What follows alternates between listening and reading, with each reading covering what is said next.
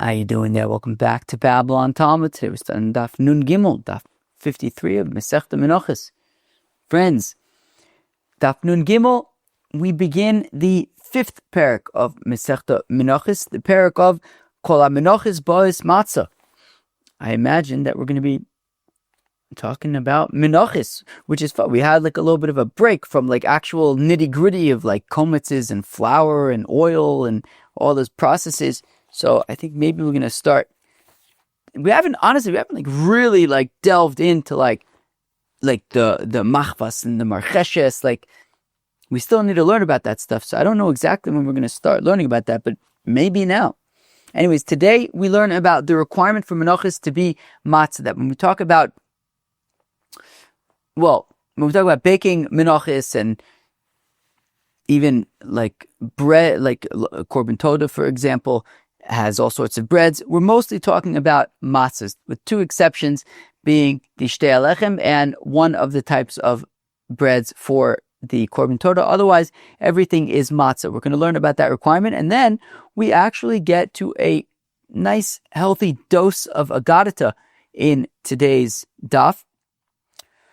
So that should be good, and it was also very helpful for me because I'm post-Purim today, and I was behind, and the Agadata allowed me to move a little bit quicker on the preparation, which was very, very appreciated. Friends, let us jump into Daf Nun Gimel of Masechta Menachos. Friends, we begin on Daf Nun Beis, Amud Beis, about 5-10 lines from the bottom at the new parak. Kol HaMenachos Ba'is Matzah. All korban minchas are matzah. They are not chometz. Of course, with the chutz michometz shebetoda v'shtei lechem. Okay, divaldi. Except for the, right, of course, we know by the lachmei toda, the korban toda comes with 40 breads, 10 of each of 4 types of bread. I don't know if I said that clearly, but I think everyone knows what I mean by this point, that there were basically the korban toda would come with 4 types of bread, 10 of each type.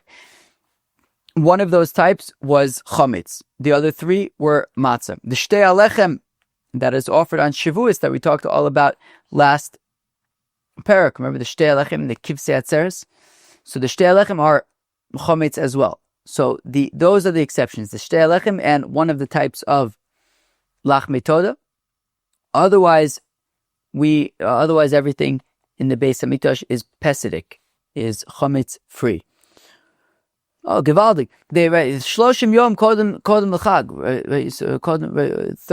You're supposed to start talking about Hilchos Pesach 30 days before Pesach. We're now post Purim. We're within the 30-day range, and we're talking about, even if we're not necessarily talking about Hilchos Pesach per se, but we're talking about Chometz at least, talking about Matzah. Can you imagine?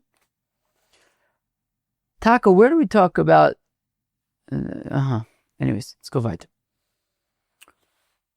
They are chametz, but everything else in the mikdash is not chametz. It's matzah.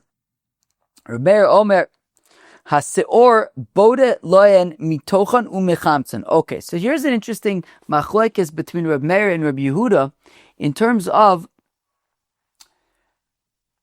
when we need to leaven. Right, when we need to leaven, I imagine we're probably talking about the chametz over here. When we need to leaven the dough for the shtei alechem, for the chametz toda breads. So, I don't know much about bread baking, but I do understand that you need some kind of like a leavening agent in there, which I think could maybe be yeast, but also some kind of a sourdough starter. So the question is, where is the starter going to come from? Right? If we're talking about, let's say, the shtei alechem.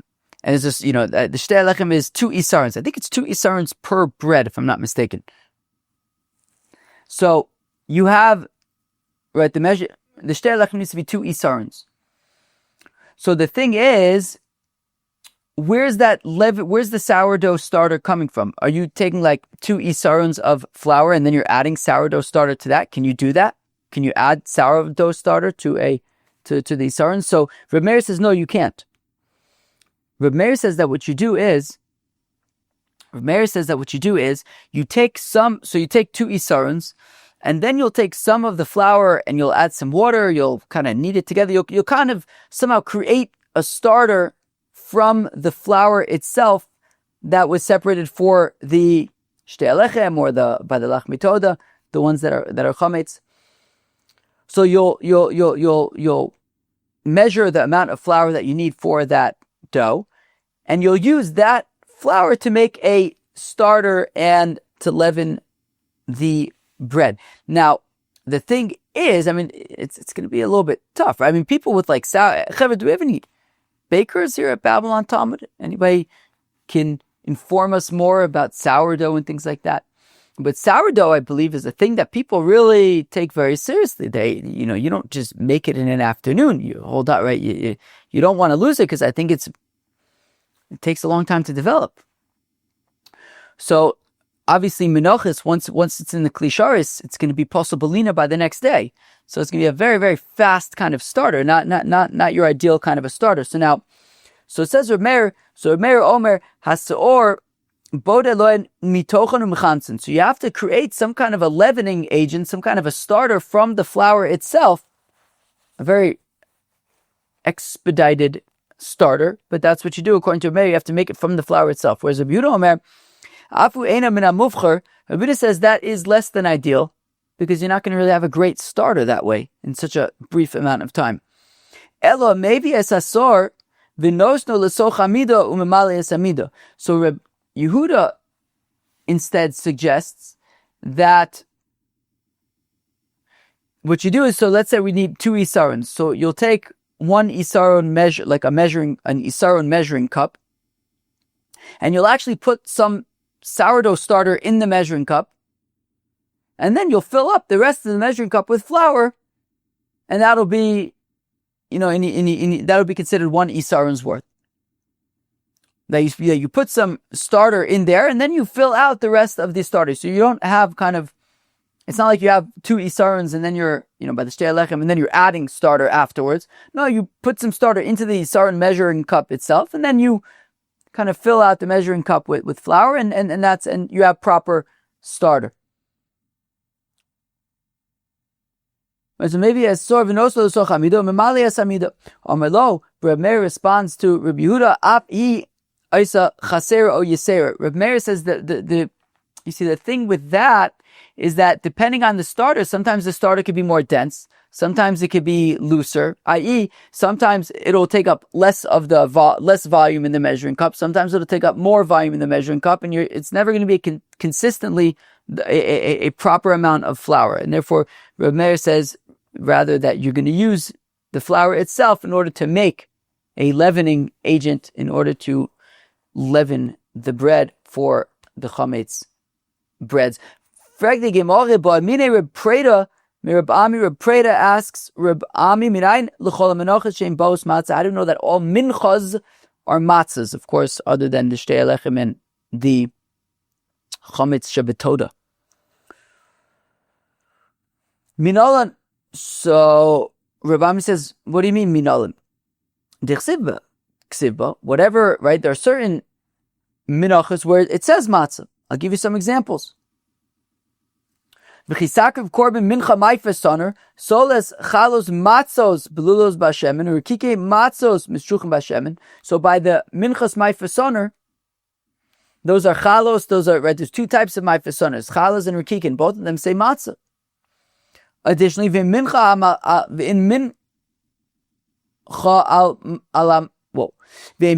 machbas korbanecha, soles belul b'shemen matzah tia. By minchas machvas, ochet, it says matzah.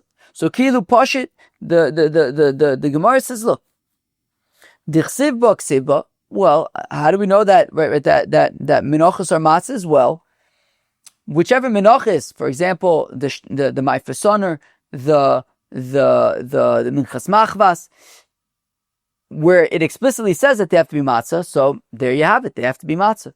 Diloksiba, and the ones where it doesn't say anything about matzah, so how do you know that they ochid have to be matzah?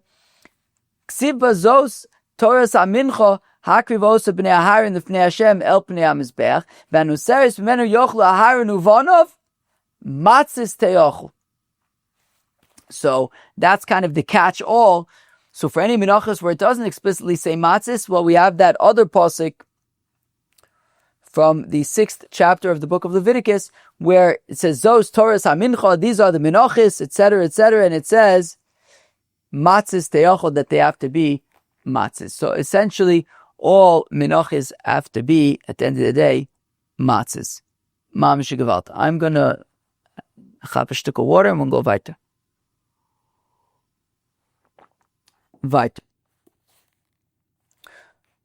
Omar Le, so Preda says, mitzvah lo kami bayali. No.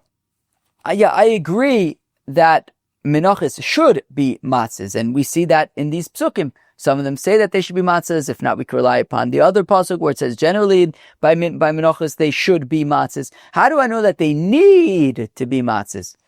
Those psukim tell me that they should be matzahs. How do we know that they need to be matzahs? And if they aren't matzahs, then they're pasul. How do we know that they need to be matzahs? Omar Le. So Reb Ami responds, la'akiv nami. I'll tell you why. Ksiv, it says, loy se'ofe chometz. Elo matzah. The pasuk says that, right, the very next pasuk from what we quoted just now about matzahs te'achel, the very next pasuk says, loy se'ofe chometz, it can't be chometz. There you have it. Elo matzah. It must therefore be matzah. It can't be chometz. It must be matzah. There you have it. Maskeflor of Chizda ve'ema lo se'ofe chometz elesor. Dum padam bam bam. So Rav Chizda makes an interesting suggestion. He says, okay, I understand. The pasuk says, lo se'ofe chometz. It can't be chometz. However, Rav Chizda pushes back against Rav Ami, who said, the Rav Ami says, well, you see, it says it can't be chometz. Therefore, what must it be? If it can't be chometz, it must be matzah. Rav Chizda says, not necessarily. There exist other things than chometz and matzah. For example, siur, leavening. Siur is like it's more chometzy than matzah, and it's more matzah-y than chometz. It's like somewhere in the middle. There's a machloikes in the Mishnah in Masechta Psachim.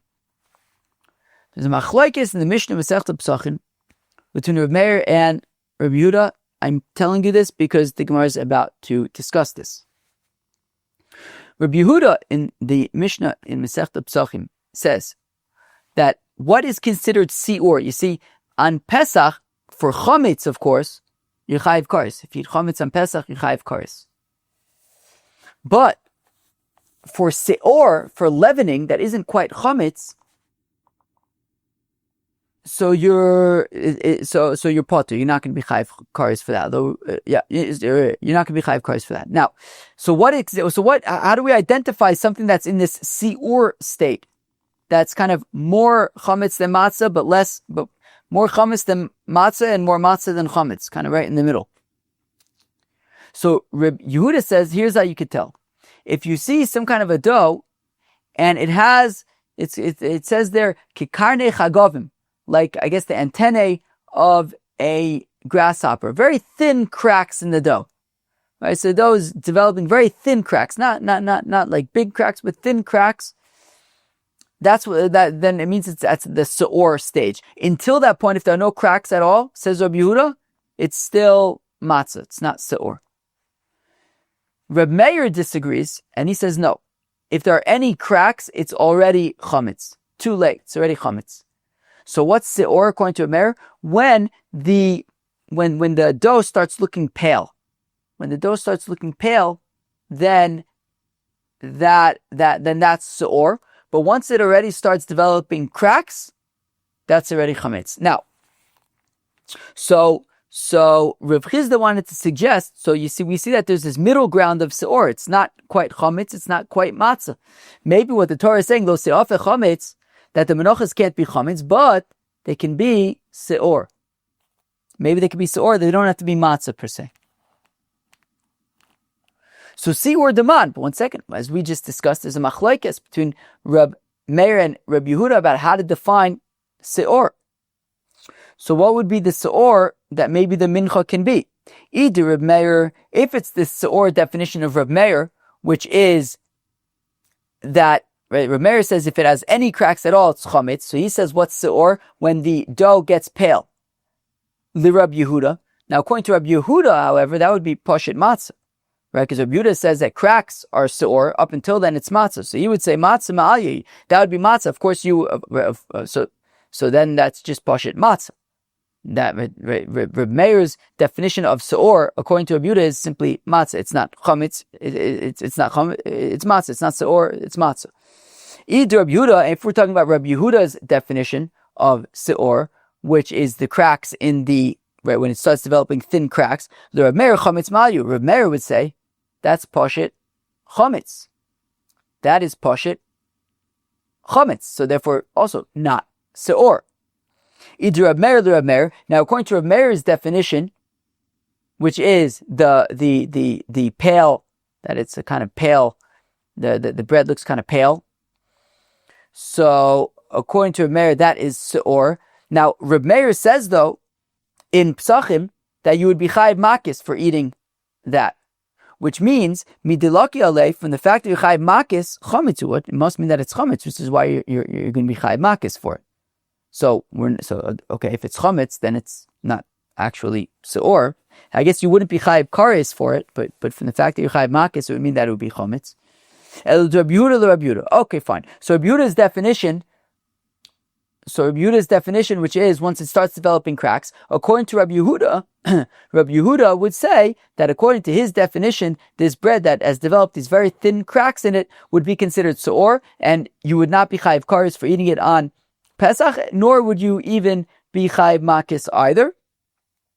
And so that would be full on seor. And what Rav Chizda is asking is, maybe when the pasuk says lo seofe chometz, that it can't be chometz, maybe it could be potentially seor. Okay. Maski floor of Nachman by Yitzchak, but Nachman by Yitzchak asks ve'ema lo seofe chometz ela chalut. Rav Nachman by Yitzchak suggests maybe what it means is that don't make it chometz, rather chalut. Take it and boil it in water. I don't know so much about this chalut. It says chalut by. So one second, chalut, what is chalut? Revucha. Some kind of boiling. It says it by the Minchas Chavitin as well. We didn't discuss it in the Gemara. I'm hoping that at some point in the next 50 pages, we'll get a little bit clarity about what chalut is and how it fits in, right? Because I'm familiar with the machbas. Well, narrowly familiar. Hopefully I'll get more familiar with all this stuff. We haven't, again, as I said earlier, we haven't really jumped in so much to the machbases and the mecheshes. So hopefully we'll be getting into that now. We'll all be experts before we even realize. We're gonna be big menachos experts before we realize. It's gonna be incredible. Anyways, so it's some kind of a boil.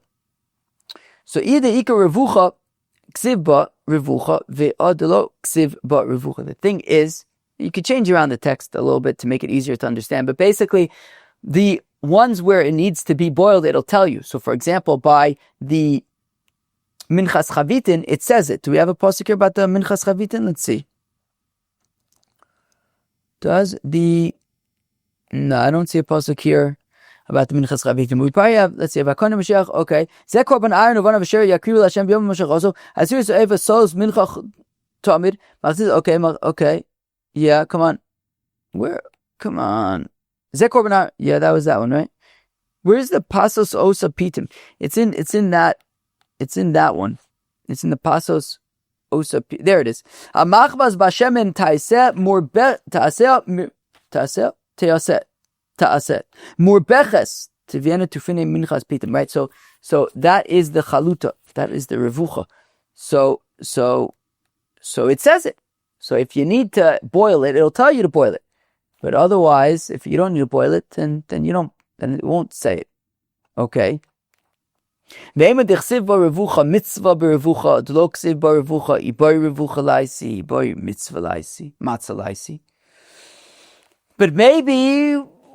you could say that when the pasuk says revucha, so it means it has to be revucha. But when it doesn't say revucha, it can be revucha. Okay. Maybe. Ravina says, "Ve'ema lo se'af v'chometz lemekim gaver belav be'alma v'vsule lo mifsa." Additionally, asks Ravina, well, maybe when it says lo se'af and a chometz, it means that if you make a mincha chometz, you're over on a lav, but maybe it's still kosher, sheesh. Lots of suggestions. Yeah, we're like really in the weeds over here, right? What was our question? How do we know that menachos need to be matzah? So, well, we quoted some psukim to say that they have to be matzah. So maybe that's just lechatchila, but I don't know that's possible if it's not matzah. It says lo seif and a chametz. You see, it can't be chametz, it has to be matzah. Now we're suggesting all sorts of things. Maybe it means seor. Maybe it means revucha. Maybe it means that you're over on a lab, but it's still kosher, even if it is chametz. So ela minolan kidetanya matzah yochol matzah mitzvah. That when it says in the pasuk matzah, right? But the pasuk by Minchas Machvas, it says matzah tiyeh, right? V'mincha machvas korbanecha soles blulav Hashem and matzah tiyeh. So when it says matzah yochol mitzvah, is it possible that just simply ideally it should be matzah, but it doesn't have to be? Talmud omer tiyeh. It says matzah tihiyeh, as we've learned recently, is ma'akev. It must be that way. It must be matzahs. There you have it. How do we know that menachos must be matzahs? Because it says matzah tihiyeh, it must be matzah.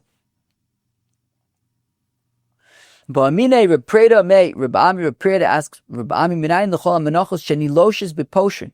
How do we know that all menachos need to be kneaded with, I think that's room temperature water? We're going to learn more about it. It's a mission in 2 days from now. U'mishamron shelo yachmitzu, and that you have to guard, right? Once you add water to them, you have to make sure that it's not going to become chametz, right? Just like when we're making matzahs for Pesach, right? You add water. From the time you add water, you got to be careful, make sure it doesn't become chametz. So Nilmadena mi Pesach. So Rav Preda suggests maybe we should learn it out from the Korban from Pesach. You have to guard the matzahs, and you have to you're making sure that you're touching them the whole time. You're not allowing them to rise. So Amalei Bugufa Ksiv. So Rav Ami says, well, it says specifically by Menachos matzah tiyeh hachayah.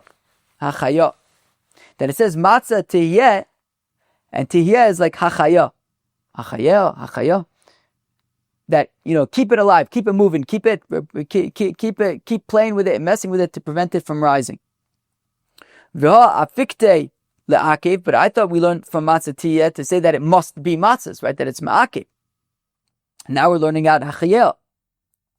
Emkein lichtov kra matzah hi, my tiyeh. Well, if it was only to teach that it must be matzah, or say that matzah is a ma'akev, it could say matzah hi, but it says matzah tihiyeh, which teaches two things: that it must be matzahs, and that you gotta keep messing with it in order to prevent it from becoming chametz. Friends, and now we get to Agadata. Omar le Rabbanon Reb Preda. So the rabbi said to Reb Preda, I imagine that this Agadata is here because we were talking about Reb Preda. So the rabbi said to Reb Preda, Reb Ezra Barbrei de Reb Avtolis. Reb Ezra, the einical of Reb Avtolis, the grandson of Reb Avtolis, Dehu Asiri le Reb Elazar ben Azariah. I believe this means that Reb Abtolis is the 10th generation from Reb Elazar ben Azariah. Dehu Asiri le Ezra, who's 10 generations from Ezra, Hasofer, Ezra the scribe, Ezra who brought the Yidden back to Eretz Yisrael to build the second temple. He's a very miyuchas dika Yid. Koya Abava, he's here at our base medrash. So Omar, my kulei, your Preda says, I don't understand why are we getting into all of, like, just say, okay, we have somebody who's there at the base medrash. His grandfather came from Rabbi Elazar ben Azariah, and Ezra, like, well, no, I don't, like, what? Look, Ibar Orion, who Ya'i, if he's a Talmud Chacham, okay, amazing. Ibar Orion, Uvar Avon, Ya'i v'Ya'i. If he's a Talmud Chacham, and he also comes from a good family, okay, Givaldi, times 2. V'i bar avon v'lo bar uryun. Now, if he comes from a good family, but he's an am haaretz, isha tichle, then he should be consumed by fire. So, don't talk me up, because don't talk him up to me so much, because he comes from a good family. Coming from a good family alone is insignificant. If he's a Talmud Chacham, gewaldig. Amule, they said to a Preda by Urian, who is a Talmud Chacham. Amulu, Leo V'leisi. So by Preda says, gewaldig. Ya Alevi Avo, let him come. I'd love to meet a Talmud Chacham. Chazi Da'avo, Achiru Daite, and Reb Preda noticed that Reb Ezra was a little bit nervous. He was feeling a little bit uncomfortable. So Pasach v'Omar. So Reb Preda says, now if you remember, friends, in Masechta Eruvin, Reb Preda was the one who had a student who he had to teach 400 times. Right? In order for the student to learn, he had to be taught everything 400 times. And Reb Preda did it. He had patience. So this is, right, so Reb Preda, I would imagine that from that story we learn, Reb Preda was a very supportive person. You know, he was looking to help people out. So here as well, we noticed that this Reb Ezra was feeling a little bit uncomfortable, a little bit nervous. So Reb Preda came to help him out, to support him, and to throw him a leaf or whatever. I don't know. So Pasach V'Omer, Reb Preda opened up. He says, Omar, and he said the following: Agadata, Omar la Hashem ato toivosi ba'alechta Omra. Balecha Omar Knesset Yisrael Lifnei HaKadosh Baruch Hu. Am Yisrael says to the Rebbeinu Shalom, Rebbeinu Shalom, Hachzek Li Tova. I don't know. Give me good stuff. View me favorably. Show Daitich Ba'olam, because it says Am Yisrael, I made you, the Rebbeinu Shalom, well known in the world. Omar Lo Toivosi Ba'alecha, and says the Rabbanu Shalom to Am Yisrael, my goodness is not upon you. Eini machzik tova ela la'Avram Yitzchak v'Yaakov. I machzik tova to the Avos HaKadoshim, Avram, Yitzchak v'Yaakov. Shodiuni tchila ba'olam, that they were the first ones to make me known in the Welt. Shenemar lekedoshim asher ba'aretz hema, to the holy ones who are buried in the ground. Vadire, and the mighty ones, Kochef Tzibam, all of my desire is in them. Kevon Deshame, Dekamer, Odir, and when Reb Ezra heard Reb Preda say the word Adir, Vadire, Kochef Tzibam, so it triggered in him, Reb Ezra, some ideas, some Torah to share, to give over. Pasach V'Omar, and that inspired Reb Ezra to then say his own shtiklach. Yavo Adir, V'yifra la'adirim, me'adirim ba'adirim. That the adir should come and pay back the adirim from the adirim for the adirim. Yavo adir, the adir shall come, Zeh HaKadosh Baruch Hu, it's the Rabbanu Shalom. The chsiv, adir b'amorim Hashem. V'yifra la'adirim, he should get into retribution, retribute, punish the adirim, elu, o la'adirim. He shall punish others on behalf of, to the benefit of Adirim, Elu Yisrael, that's the Yidden, Shenemar va'adire kol chef tzibam. All of my desires with the Adire, we're saying that's Am Yisrael. May Adirim, is an exact punishment from the Adirim, Elu HaMitzrim. That's the Egyptians, the Chsiv, Tzalu Kauferes B'mayim, that they sunk like lead in the water. Who sunk like lead in the water? Adirim, the Mitzrim. Ba'adirim elu mayim. In adirim, that is water. Shenemar mikolos mayim rabim. Adirim mishbreyom. Azoy. So we're saying that Yavo adir, that the Rabbanu Shalom will come v'yifra la'adirim, and he will pay back for the Yidden, to benefit the Yidden, may adirim, from the Egyptians, ba'adirim in the Yam Suf.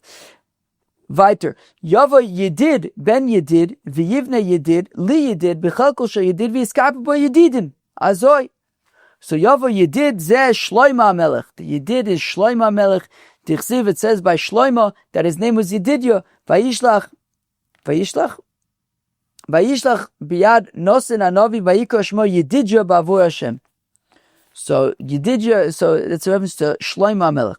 Ben Yedid, the son of a Yedid, Zeh Avram.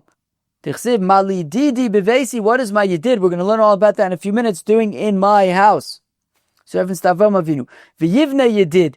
Zeh beis hamikdash. Tichsiv ma Yedidos mishkan oisecho. Li Yedid. Zeh HaKadosh Baruch Hu. Tichsiv ashira na li Yedidi. I will sing praises to my Yedid, that's the Rabbani Shalom. Bechel kol Yedid ze Binyamin. Shenemar Livinyamin Omar Yedid Hashem Yishkon Levet HaCholov. The Iskapru boy, and in the Beis HaMikdash, who will get kapara? Yedidim. Elu Yisrael.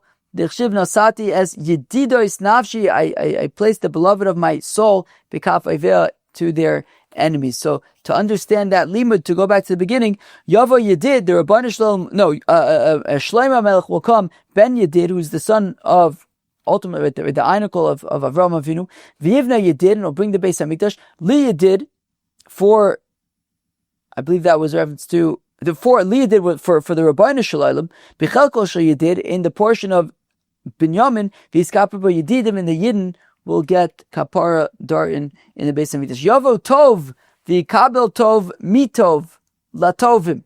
Yavo Tov, Ze Moshe. Tichsiv Vatera also Kitov. Who? The Kabel Tov, and it will receive Tov, Zo Torah. Tichsiv Kilekach Tov Nasati Lochim. Mitov, Ze HaKodesh Baruch Hu. Tichsiv Tov Hashem Lakol. Latovim Elu Yisrael. Tichsiv Heitiva Hashem Latovim. So now what this means again is, Yavo Tov, Moshe Rabbeinu will come, V'yikabel Tov, and he will receive the Torah Mitov from the Rabbani Shalom Latovim for the Yidden. Weiter, Yavoi Zeh, V'yikabel Zos, Mi Zeh, Le'am Zu. Yavoi Zeh, Zeh Moshe, Dichsiv Ki Zeh Moshe Ha'ish, V'yikabel Zos, Zo Atayra, Dichsiv V'zois Atayra, Asher So Moshe, Mi Zeh, Zeh HaKodesh Baruch Hu, Dichsiv Zeh Keli V'anveu, Le'am Zu, Elu, Yisrael Shenemer Am Zu Kanisa. So again, what this means is Yavo Zeh, Moshe Rabbeinu will come, V'yikabel Zos, and receive the Torah, Mizeh from the Rabbani Shalom, Am Zu for the Yidden. Rabbi Yitzchak says, Rabbi Yitzchak B'shar Shecharav Beis HaMikdash, when the holy temple was destroyed, Mitzvah HaKadosh Baruch Hu Avram Shoya Omed B'Beis HaMikdash, and the Rabbani Shalom found Avram Avinu who was standing in the holy temple. Omar Loi, and the Rabbani Shalom says to Avraham Avinu, Mali Didi B'Veisi, what is my beloved doing in my house? Omar Loi, and Avraham Avinu says, Al Iske Bonai Bosi, I came on account of my Einiklach, of my grandchildren, the Yidden. Omar Loi, and the Rabbani Shalom says to Avraham Avinu, Bonecha Chatu V'Galu, well, your Einiklach, they sinned and they were exiled. Omar Loi, Avraham Avinu says, Shema b'shoigeg chatu. Maybe they did it by accident. Omar Loi, asosa amzimosa. No, they schemed and they did it on purpose. Omar Loi, Shema mi'uton chatu. Avraham Avinu suggests maybe it was just a few of them, a few bad apples. Omar Loi, the Rabbani Shalom says, harabim. It was a lot of them. Ha'ilcha lizkor bris milah. Says Avraham Avinu, but remember the bris milah. Right, all the Yidden, they do bris milah, knew that should be a zchus for them. Amar Loi, the Rabbani Shalom says, Uvsar kodesh ya'avoru me alayich, that no, they weren't doing bris milah. Amar Lo, Shema im amtanta loem ayu chozim b'tshuva. Avraham Avinu suggests, well, maybe if you would have been more patient, they would have done tshuva. Amar Loi, the Rabbani Shalom says, Kira aseichi oz ta'alozi, that no, they were just, at any opportunity, they were being shmendriks and nudniks. Miyad iniach yodov al rosho, and immediately Avraham Avinu placed his hand on his head. He was crying and he was screaming out and crying out. V'omar loy shema chaz v'shulim ein loim takono. And Avraham Avinu says, no, oy vavoy. What if they can never be fixed forever? Yotzos abaskel v'omra, an echo emanated from the heavens and said, v'omar lo, and says to Rabban Shalom, Zayis Rainon. Yifei free soyar kora Hashem shimcho. Where am I? Wait, where is this? Where is this posting? Is this nun? Yeah. Okay. Kora Hashem shmeich. Okay. Where am I? Zayis Rainon Yifei free soyar kora Hashem shmeich. Mazayis zoy achrisoy besoifoy. Just like the achris, the destiny of the olive is at the end, either because it takes a long time for it to develop fruit, but ultimately it comes. Ultimately, the fruits come, or that all of the fruits ripen at the same time. But if you saw achrison besofon, the destiny of Israel is going to be, it's going to take time, but it will arrive. The Kol Amula, from the great tumult, Gedola Hitzis Eish Virau Dal Yosef, from all of the commotion, there was a big fire and the branches broke. Because of what the spies did when they reported back negatively against Eretz Yisrael, the branches of Israel broke. To Amar Reb Chinna bar Pape, Davar Gadol Dibur Meraglin ba'Ois Shah, the Meraglin did something very, very gefährlich.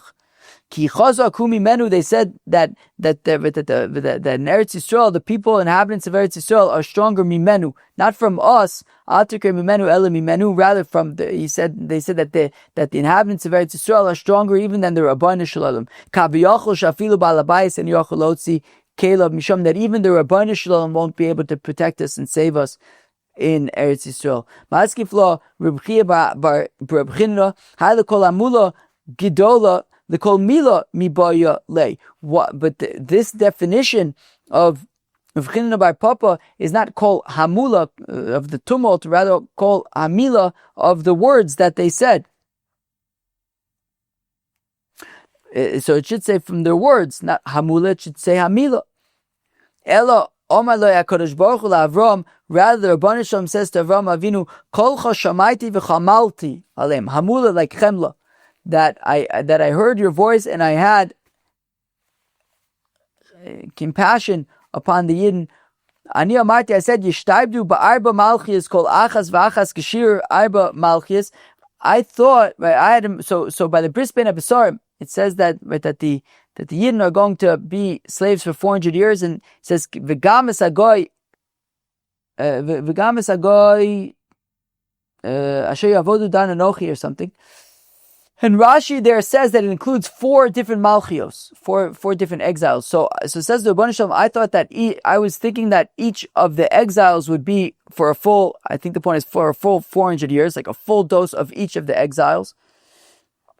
Ashta kochada v'chada my deposik law, rather, no, I had compassion on them, and rather each of the exiles will just be a portion of the full amount of exile, not a full exile for each of the exiles. Rather, it will be one amount of exile divided among the 4 kingdoms that are going to be exiling the Yidden. Vikadami, those who say, Ani Amarti, I said, that the exiles were going to be one, and then followed by another, followed by a third, followed by a fourth. Now I'm saying that they're all going to be at one time, right? That some of the Yidden are going to be exiled to the Middle East, and some of the Yidden are going to be exiled to Europe, etc. Some to Africa. But simultaneously, Amr Rabbi Yeshua ben Levi Lamanim Shalu Yisrael Lezayis, says Rabbi Yeshua ben Levi, why were the Yidden compared to an olive? Lo malach to say to you, Mazayis ein olav noshrin lo bimos acham v'los bimos agasham. The leaves of the olive tree are on the tree all year round. Also, the Yidden will never be bottled. Not in this world, not in the next world. Why are the Yidden compared to olives? How does a olive release its oil? By crushing it. Also, Yidden,